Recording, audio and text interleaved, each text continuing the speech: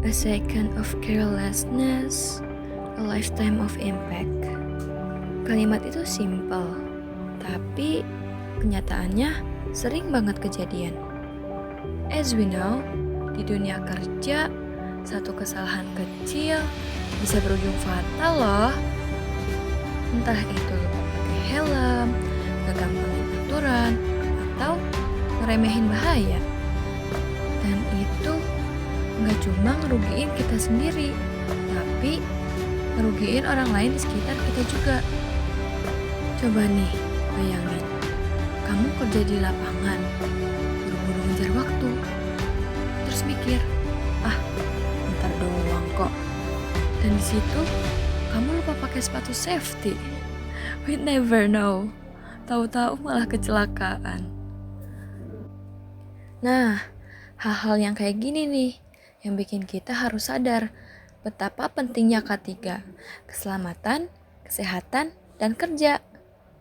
Banyak orang yang masih nganggep K3 itu, paling formalitas.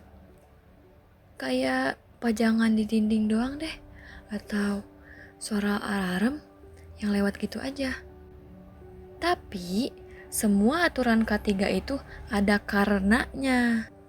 Jadi, sebelum kita masuk dunia kerja atau bahkan pas udah di dalamnya, kita harus ngerti dulu nih bahwa kerja aman itu bukan pilihan, itu keharusan. Untuk lebih jelasnya, yuk kita simak penjelasan dari Muhammad Rizky Maulana, Ananda Putri Utama, dan kakak Puja Lestari Fauziah tentang bagaimana sih K3 itu bukan cuma teori doang, tapi sesuatu yang harus jadi kebiasaan. Check it out!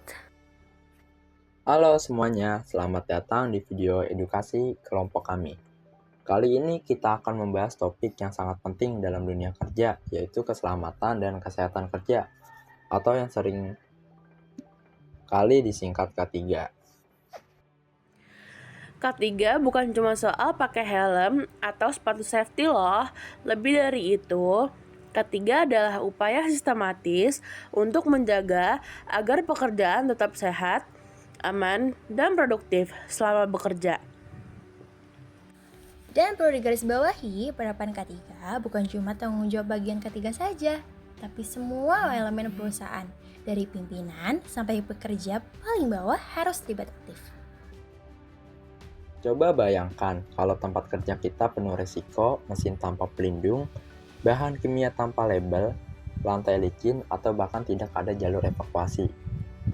Hal ini seperti tidak bisa menyebabkan kecelakaan kerja atau penyakit akibat kerja yang seharusnya bisa dicegah. Betul.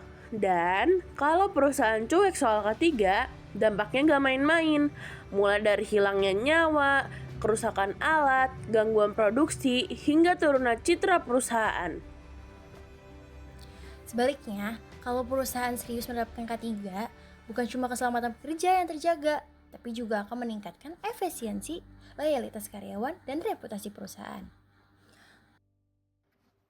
Ada beberapa komponen utama dalam keselamatan kerja. Pertama tentu saja, identifikasi risiko. Artinya kita harus tahu bahaya apa saja yang mungkin ada di lingkungan kerja, baik itu bahaya fisik, kimia, biologis, ergonomi, hingga psikososial. Setelah bahaya diketahui, kita masuk ke tahap penilaian resiko. Di sini, kita mengukur seberapa besar kemungkinan bahaya itu terjadi dan seberapa parah dampaknya. Ini penting untuk menentukan prioritas penanganan. Lalu, kita masuk ke tahap pengendalian resiko. Ada beberapa strategi, mulai dari menghilangkan bahaya, mengganti proses kerja, mengatur SOP, sampai penggunaan alat pelindung diri. Ingat, APD adalah benteng terakhir, bukan yang utama. Dan jangan lupa pelatihan keselamatan. Karyawan harus terus diberi pemahaman tentang prosedur kerja aman, cara menggunakan APD, hingga cara mengulangi keadaan darurat seperti kebakaran atau evakuasi.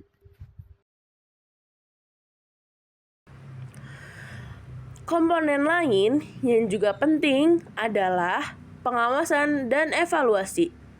Perusahaan harus melakukan audit, mencatat insiden, dan mengevaluasi sistem K3 secara berkala agar bisa terus disempurnakan.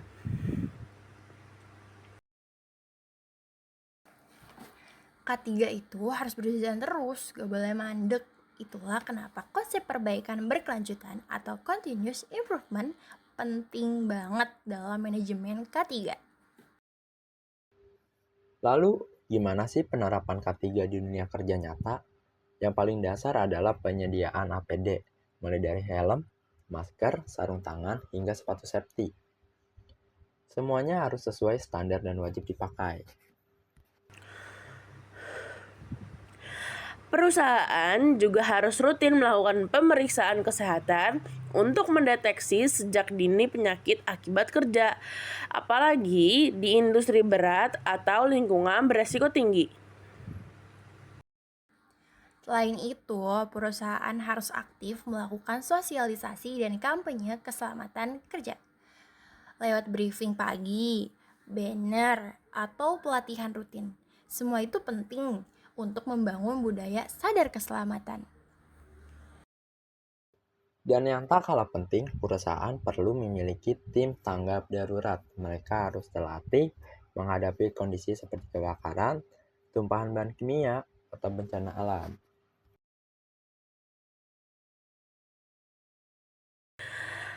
K3 yang sukses bukan cuma soal alat dan aturan, tapi juga dipengaruhi oleh faktor-faktor lain seperti komitmen manajemen, kesadaran dan disiplin pekerja, kualitas peralatan dan fasilitas, budaya kerja yang positif.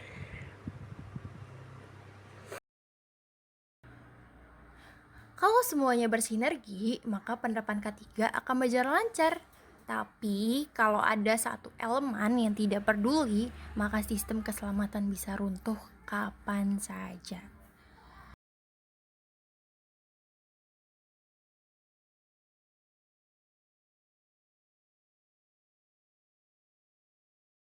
Nah, di sini ada penerapan K3 yang baik memberikan banyak manfaat. Yang pertama, mengurangi angka kecelakaan kerja. Kedua, menekan biaya kompensasi dan asuransi. Ketiga, meningkatkan produktivitas dan moral kerja. Keempat, meningkatkan citra perusahaan di mata publik dan pemerintah.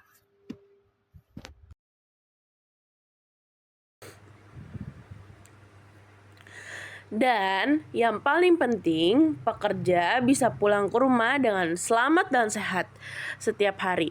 Itu adalah hak dasar setiap manusia yang bekerja.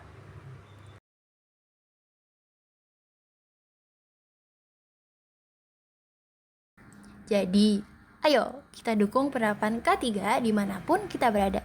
Karena keselamatan kerja bukan pilihan, tapi kewajiban.